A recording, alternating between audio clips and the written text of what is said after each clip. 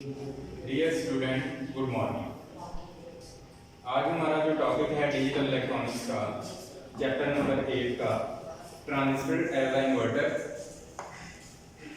दूसरा है RTL as a AND gate, तीसरा है RTL as a NAND gate. तो पहला जो हमारा टॉपिक है ट्रांजिस्टर एज अ इन्वर्टर, उसे हम अभी समझने की कोशिश करते हैं। ट्रांजिस्टर को इस तरह कॉन्फ़िगर किया गया है कि जो इनपुट हम पॉइंट ए पर देते हैं उसका इन्वर्ट हमें आउटपुट पर मिलता है। इसके लिए हमने एक रजिस्टर, एक अदर एनपीएन ट्रांजिस्टर का इस्तेमाल किया है। इसमें वर्किंग कुछ इस तरह है जैसा कि ट्रूथ टेबल से जाहिर है। जब ए पर हम पॉजिटिव वोल्टेज अप्लाई करते हैं यानी इनपुट अप्लाई करते हैं तो ये ट्रांजिस्टर कंडक्ट करना स्टार्ट कर देता है। जब इस पर कोई इनपुट अप्लाई नहीं करते तो ट्रांजिस्टर जो है कोई कंडक्शन नहीं करता। अब जब ट्रांजिस्टर की ए इनपुट पर जीरो इनपुट अप्लाई करते हैं तो वोल्टेज जो है R1 के जरिए से हमें आउटपुट पर मिल जाती है, यानी लॉजिक 1 हासिल होता है। अगर हम ए पर लॉजिक 1 अप्लाई करते हैं तो ट्रांजिस्टर ऑन हो जाता है, तो करंट का पाथ चेंज हो जाता है।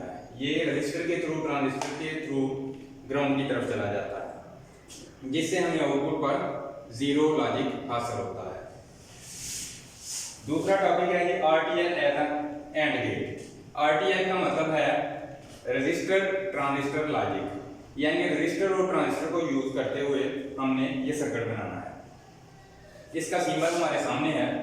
तो सर्किट डायग्राम जो है दो ट्रांजिस्टर और दो रजिस्टर की मदद से बनाई गई है।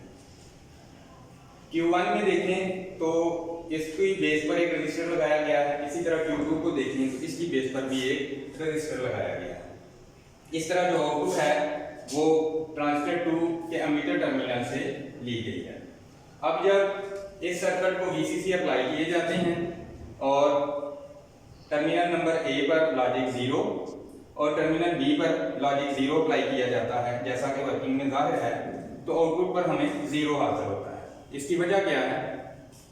जब A टर्मिनल पर 0 अप्लाई किया जाता है, B टर्मिनल पर 0 अप्लाई किया जाता है, तो ना तो Q1 कंडक्ट करता है और ना ही Q2 कंडक्ट करता है।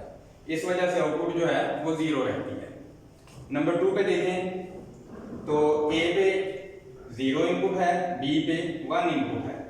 इस वजह से ये ट्रांजिस्टर कंडक्ट नहीं करता, ये कंडक्ट करता है, लेकिन फिर भी जो वोल्टेज है वो हमें आउटपुट पर हासिल नहीं होते। तीसरी सूरत में देखें तो A टर्मिनल पर लॉजिक 1 अप्लाई किया गया, B टर्मिनल पर लॉजिक 0 अप्लाई किया गया। जैसा कि वर्किंग से जाहिर है, तो आउटपुट इस बार भी 0 ही रहती है। इसका मतलब यह है ट्रांजिस्टर Q1 तो कंडक्ट करता है, Q2 कंडक्ट नहीं करता। इस वजह से आउटपुट 0 रहती है। जबकि चौथी कंडीशन में देखें A पर भी लॉजिक 1 है, B पर भी लॉजिक 1 है। इस सूरत में दोनों ट्रांजिस्टर कंडक्ट करते हैं। दोनों के कंडक्ट करने की वजह से दोनों ट्रांजिस्टर ऑन हो जाते हैं, तो आउटपुट जो है हमें आउटपुट पर मिल जाती है, जैसा कि ट्रूथ टेबल से जाहिर है। जब A और B टर्मिनल दोनों लॉजिक 1 होते हैं तो आउटपुट पर भी हमें लॉजिक 1 मिल जाता है। इस तरह ट्रूथ टेबल से जाहिर है कि ये जो सर्किट बना है ये एंड गेट की खसूसियत जाहिर कर रहा है, जैसा कि ऊपर भी लिखा हुआ है RTL as a NAND gate. तो तीसरा टॉपिक है हमारे पास बेटा RTL as a NAND gate. यहाँ भी वही है रजिस्टर ट्रांजिस्टर लॉजिक, लेकिन नैंड गेट है। नैंड गेट में क्या है कि दो ट्रांजिस्टर उसी तरह रजिस्टर के साथ यूज किए गए हैं, लेकिन अब जो आउटपुट है वो इस पॉइंट पर ली जाती है। इस वजह से अब यूं ही A पर 0 अप्लाई किया जाता है और B पर भी 0 अप्लाई किया जाता है, तो दोनों ट्रांजिस्टर कंडक्ट नहीं करते। इस वजह से जो VCC वोल्टेज है वो R1 के जरिए से ड्रॉप होकर आउटपुट X पर हमें मुहैया हो जाते हैं। ठीक है जी। तो इस तरह आउटपुट हमें 1 मिलती है, जैसा कि ट्रूथ टेबल से भी जाहिर है।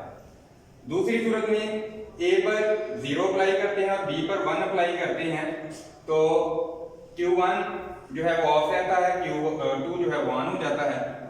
इस सूरत में भी आउटपुट जो है वो हमें X पर हासिल होती है लॉजिक 1 की सूरत में R1 के ड्रॉप के जरिए से। तीसरी सूरत है A जो है उस पर 1 अप्लाई किया जाता है और B पर 0 अप्लाई किया जाता है, तो ये ट्रांजिस्टर कंडक्ट करता है जबकि ये ट्रांजिस्टर ऑफ रहता है। इन दोनों सूरतों में भी जो आउटपुट है हमें वहां पर भी लॉजिक 1 हासिल होता है। चौथी सूरत में दोनों ट्रांजिस्टर पर जब 1 1 अप्लाई किया जाता है तो दोनों ट्रांजिस्टर ऑन हो जाते हैं। दोनों ट्रांजिस्टर के ऑन होने की वजह से दोनों ट्रांजिस्टर कंडक्ट करते हैं और आउटपुट जो है वहां पर लॉजिक 0 हासिल होता है, जैसा कि ट्रूथ टेबल और वर्किंग से जाहिर है। तो ये 3 टॉपिक हैं जो आपने रेडी करने हैं, ठीक है जी।